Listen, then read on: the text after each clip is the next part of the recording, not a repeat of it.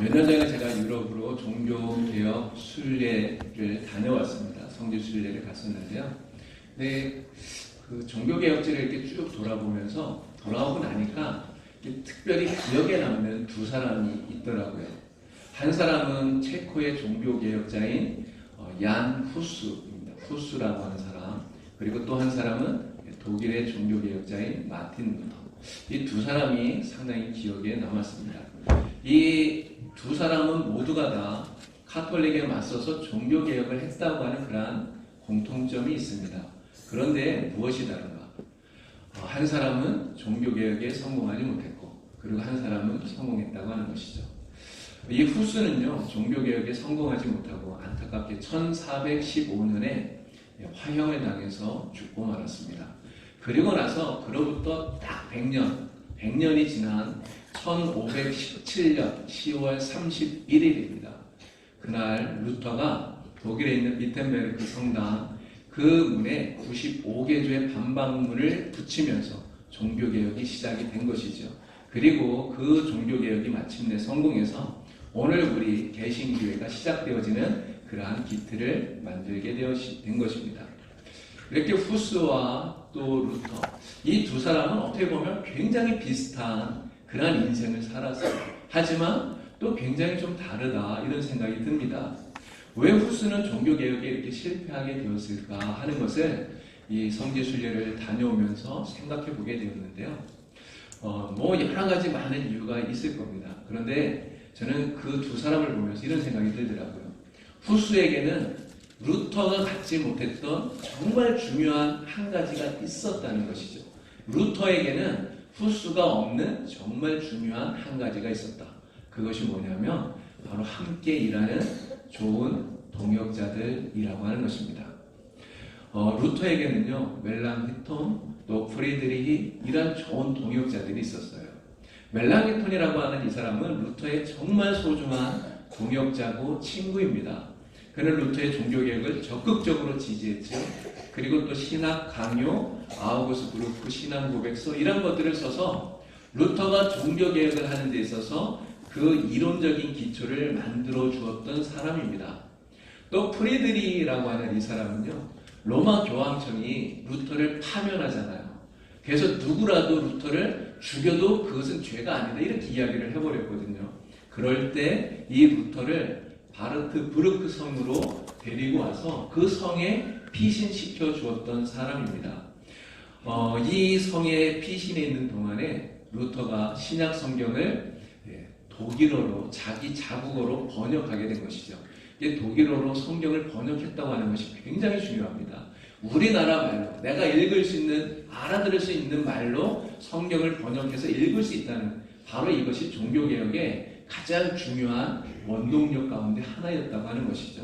만약에 이 프리드리히가 없었더라면 루터도 후스처럼 그렇게 종교개혁을 성공하지 못하고 실패하지 못한 채 비참한 최후를 맞이하지 않았을까, 이런 생각도 해보게 됩니다.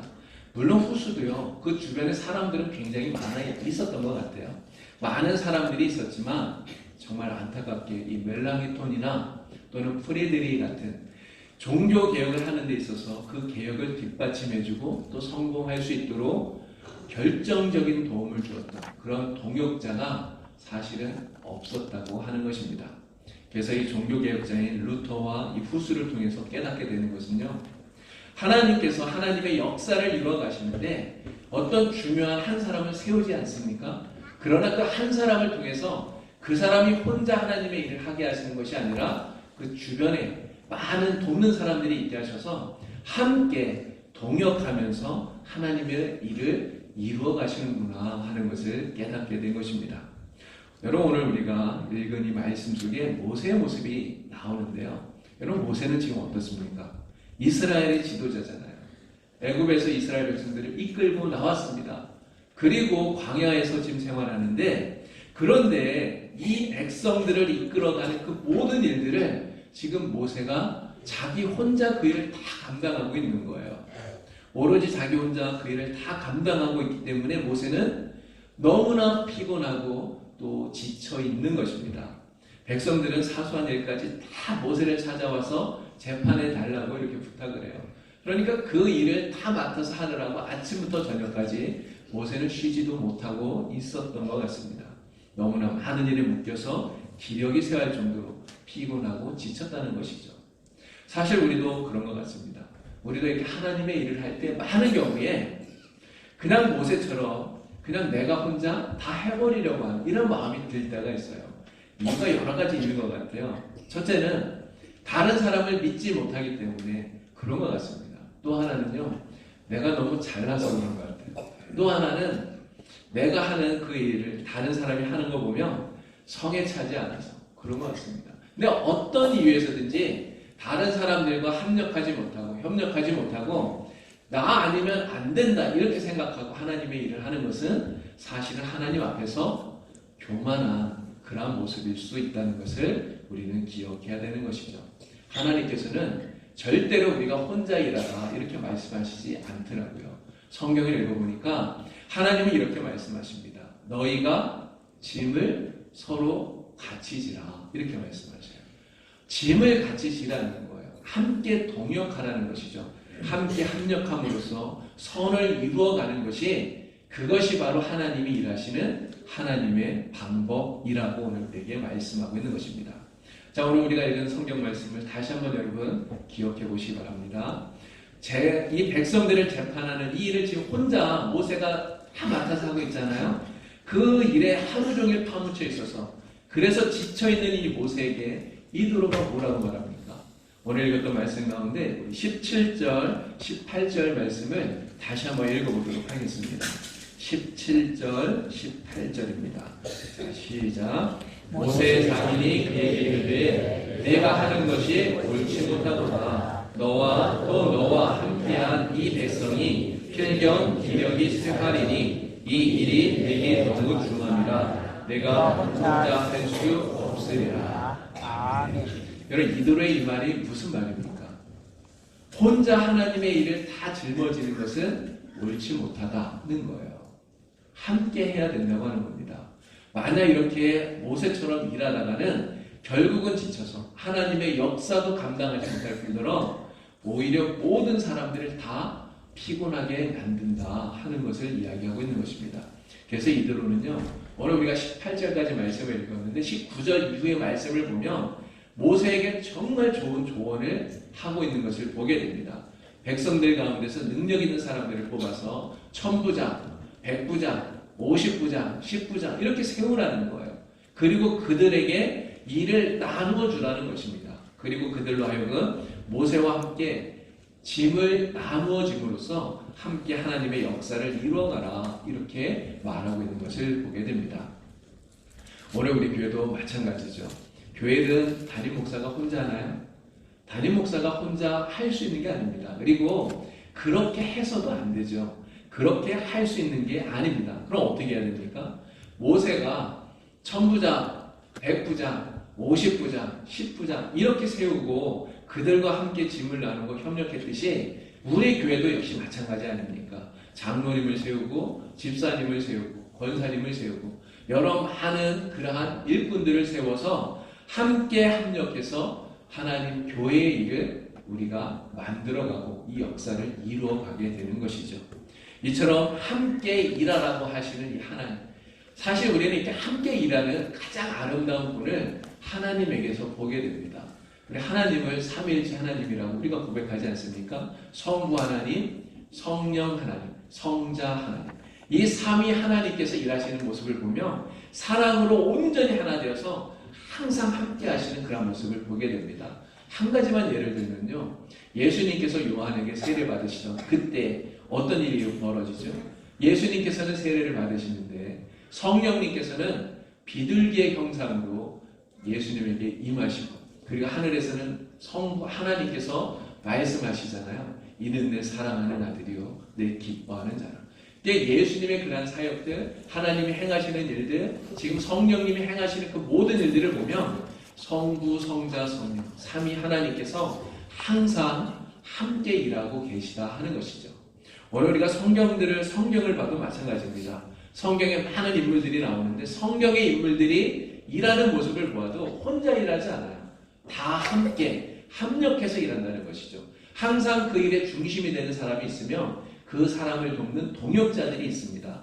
미디안과 싸워서 승리했던 기도. 여러분, 기도원에게는 누가 있었죠? 함께 싸웠던 300명의 용사가 있었습니다. 이스라엘의 가장 위대한 왕이라고 했던 다윗. 다윗에게 누가 있었습니까? 정말 내 생명보다 더 사랑했던 요나단이 있었죠. 또 다윗을 위해서는 기꺼이 목숨을 내놓으려고 했던 많은 장수들이 있었던 것입니다. 온 세상을 다니면서 이방인에게 복음을 전했던 사도 바울. 그럼 바울이 혼자 복음을 전했을까요? 그렇지 않습니다. 사도 바울에게는요, 정말 많은 동역자들이 있었어요. 디모데, 디도, 바나바, 브리스길라, 아굴라, 이런 많은 사람들이 동역자가 되어서 바울과 함께 복음을 전했던 것이죠. 여러분, 예수님께서 세상에 오셔서 사역하실 때는 어땠습니까? 예수님은 혼자 일하셨나요? 아닙니다. 예수님도 12명의 사도를 뽑아서 그 사도들과 함께 예수님도 사역하셨던 것을 우리는 보게 되는 것입니다. 이처럼 하나님의 역사는 능력 있는 사람, 힘 있는 사람, 그 사람이 혼자 다 하는 게 아니라는 거죠. 하나님의 일은 혼자 하는 것이 아니라 하나님께서 세우신 한 사람을 중심으로 해서 많은 사람들이 함께 한 마음으로 합력해서 서로 도우면서 이루어가는 것이라고 하는 것입니다. 오늘 우리들이 이렇게 하나님의 일을 함께 이루어갈 수 있는 우리 모든 봉산교회 성도님들이 다 되기를 바랍니다. 우리가 이렇게 함께 하나님의 일을 이루어가는데 여기에서 한 가지 우리가 기억해야 되는 것이 있어요. 그것은 모세처럼 하나님께서 앞에 세우시는 사람이 있는데 하지만 그 모세가 머리는 아니다라고 하는 겁니다. 여러분, 머리는 누구일까요? 머리는 모세가 아니라 예수님이 머리예요. 예수 그리스도가 교회의 참된 머리라고 하는 것입니다. 그런데 오늘 우리들은 가끔 교회에서 앞에 서 있는 사람이 머리인 것처럼 생각할 때가 있어요. 담임 목사가 머리인 것처럼 생각할 수 있습니다. 그러나 담임 목사가 머리가 아니에요. 앞에 나서서 어떤 일을 하는 사람이 머리인 것처럼 생각할 수 있지만 그가 머리가 아니라는 것이죠. 진정한 교회의 머리는 누구라고요? 예수 그리스도. 예수님이 우리 교회의 참된 머리가 되는 것을 우리는 항상 잊어버리지 말아야 됩니다. 그러면 우리는 뭘까요? 예수님이 머리이시고 바로 그 예수님을 돕는 우리는 모두가 다 주님의 조력자들인 것입니다. 우리 서로는 함께 동역자이지만 우리는 예수님을 돕는 조력자인 거예요. 저도 예수님의 조력자이고요. 여러분들도 다 예수님을 돕는 그런 조력자인 것이죠. 그렇게 해서 우리가 함께 우리 봉산교회라고 하는 이 교회를 아름답게 건강하게 바르게 세워 나가게 되는 것입니다. 오늘 우리 모두가 다 예수님의 조력자라고 하는 이 사실을 잊지 마시기를 바랍니다. 특히 앞에 서 있는 저를 비롯해서 모든 사람들은 내가 머리다 이런 생각은 다 버리고 정말 예수님을 잘 도울 수 있는 그런 주님의 좋은 조력자들이 될 수 있기를 바랍니다. 오늘이 종교개혁주일이죠. 종교개혁 역시 마찬가지 아닙니까? 마틴 루터 말씀드렸지만 사실 종교개혁을 마틴 루터가 혼자 한 게 아니에요. 마틴 루터가 혼자 이 종교개혁을 감당하려고 했다면 어쩌면 루터도 후스처럼 비참한 최후를 맞이하고 결국은 종교개혁을 성공적으로 이루지 못했을 겁니다.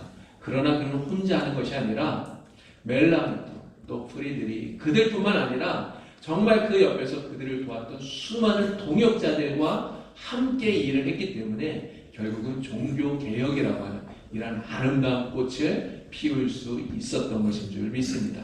오늘 우리는 하나님의 역사를 하나님께서 함께 합력해서 선을 이루어나가듯이 오늘 우리도 함께 합력해서 선을 이루어나가는 잘 도와가는 그런 동역자들이 될 수 있기를 바랍니다.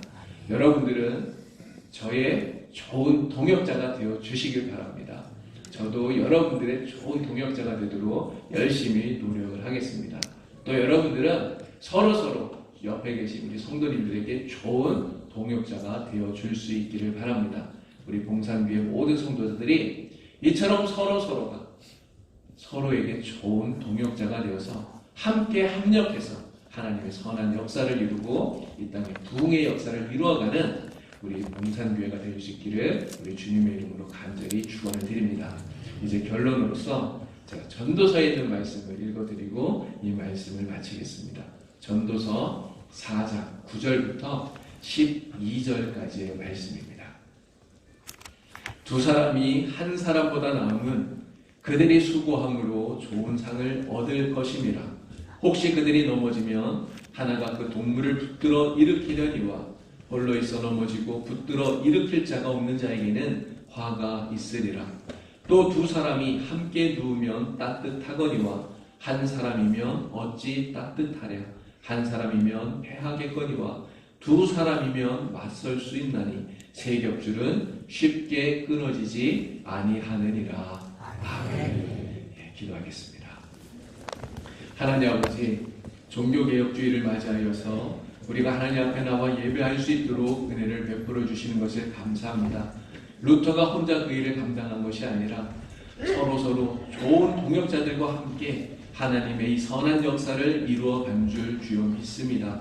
오늘 우리 봉산교회 모든 성도들도 서로에게 좋은 동역자가 되게 하여 주시고, 특별히 머리 대신 우리 주님의 좋은 조력자가 되게 하여 주셔서 하나님의 역사를 아름답게 이루어갈 수 있도록 주님 도와주시옵소서. 예수님의 이름으로 기도드리옵나이다. 아멘.